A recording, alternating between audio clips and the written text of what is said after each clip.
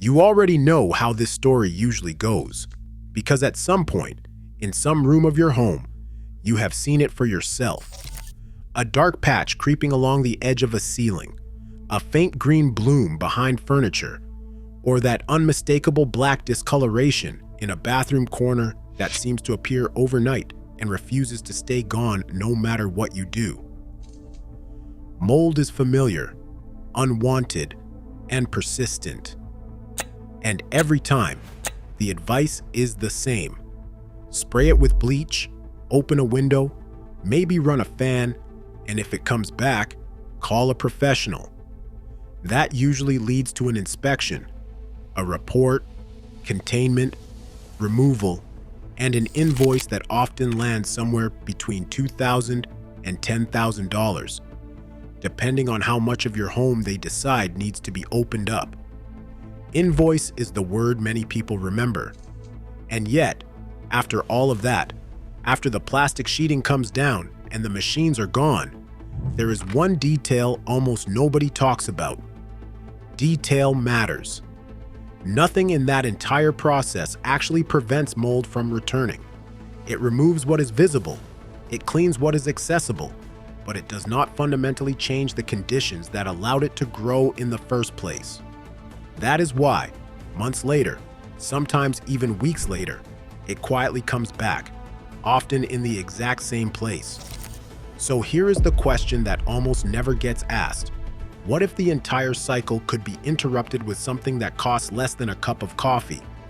What if a mineral that has existed in scientific literature for over a century, that is already used in commercial wood preservation, and that you can buy in the laundry aisle for $2, could make the materials in your home fundamentally resistant to mold growth? And more importantly, if that is true, why is it almost never mentioned? Why is silence the common response? To understand that, you need to look at how mold actually works, because the part you can see is not the problem. The discoloration on your wall is only the surface expression of something much larger happening beneath it. Mold is not just a stain. It is a living network that sends microscopic filaments deep into porous materials like drywall, wood, and insulation. Those filaments form structures that anchor the growth far below the visible surface. These structures are called a hyphae. They are the real organism, and they are remarkably resilient. They are designed to survive where moisture, temperature, and nutrients fluctuate constantly.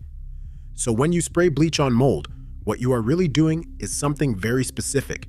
You are destroying the visible top layer while leaving the root system largely untouched.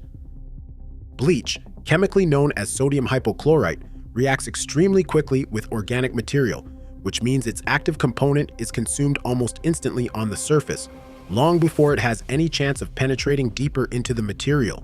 But the water in that solution continues to travel, and that water reaches the hyphae. So while the surface appears cleaner, the underlying organism has just been given moisture, which is the one condition it needs to grow again. That is why bleach often makes mold look better temporarily, only for it to return darker and more widespread. It is not solving the problem, it is feeding it. Now, quietly, without much attention, even regulatory bodies have acknowledged this. The Environmental Protection Agency has stated that bleach is not recommended as a routine solution for mold remediation. And yet, if you walk into any hardware store, you will still find entire shelves dedicated to bleach-based mold cleaners, because those products create repeat customers.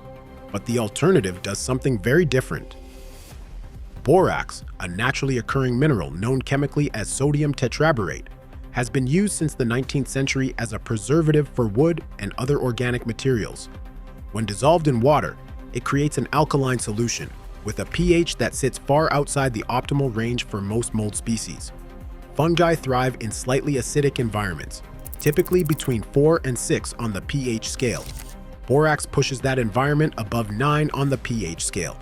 That alone creates conditions where mold struggles to grow, but the effect goes deeper than the pH change. Boron compounds interfere directly with the biological processes of fungi. They disrupt enzyme activity and prevent spores from germinating. That means even if mold lands on a treated surface, it has difficulty establishing itself. And this is not theoretical. Research from institutions like USDA Forest Products Laboratory has studied borate compounds for decades, particularly in relation to wood decay fungi, and the results are consistent and well documented. These compounds do not just remove mold, they make materials resistant to it, and that distinction is everything. Because the industry you are told to rely on is built around removal, not resistance. Think about how the process is structured: inspection, confirmation, containment, removal, cleanup. Each step solves the current problem. None of them change what happens next. But prevention is a one-time action. If you treat materials so that mold cannot easily grow on them, the cycle ends. And that is where the economic incentive disappears. A product that costs $2 and reduces future demand is not something a multi-billion-dollar industry has reason to promote. Instead, what you see is the opposite. Professional-grade products based on borate chemistry are sold under different names, often at dramatically higher prices, and marketed as specialized solutions. The underlying compound belongs to the same chemical family as what is already available to you. So how does it actually work in practice? The method is simple, which is part of why it is overlooked. Dissolve borax in hot water, apply it to surfaces where mold tends to grow, and allow it to dry without rinsing. What remains is a thin, invisible alkaline layer that continues to inhibit fungal growth long after the application is complete. On hard surfaces like tile or concrete, this can outperform bleach because it does not evaporate and it leaves protection behind.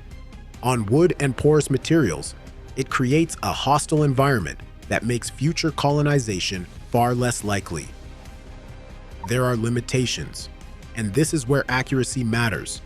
Borax is not a miracle solution that reverses deep infestations inside walls. If mold has penetrated extensively into drywall, removal is still necessary. What you replace that material with can be treated, and that is the step that is almost always skipped because it does not generate repeat work. There are also practical considerations. Borax is water soluble, which means that in areas with ongoing moisture problems, it can be washed away over time. It does not fix leaks. It does not stop condensation. It works best as a protective layer on surfaces that are already dry or that have had their moisture issues resolved. Which brings you to the real point of all of this. Mold is not just a cleaning problem. It is a system problem. It is the result of moisture, material, and environment interacting in a way that allows growth. And most solutions focus only on the visible outcome, not the underlying conditions. But once you understand that, the entire model starts to look different. Because the most effective approach is not reacting to mold after it appears. It is making your home less hospitable to it in the first place. And that is where simple, well-documented solutions quietly exist, largely outside of the mainstream advice you are given.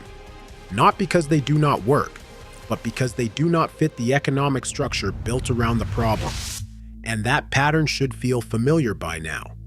A low-cost, scientifically supported method that reduces dependency on expensive recurring services, sitting in plain sight, rarely mentioned, and almost never emphasized. Not hidden in the sense that it is secret, but buried in the sense that nobody benefits from bringing it to the surface. Because once you understand it, the cycle changes. And when the cycle changes, so does the need for everything built around it. Stay tuned.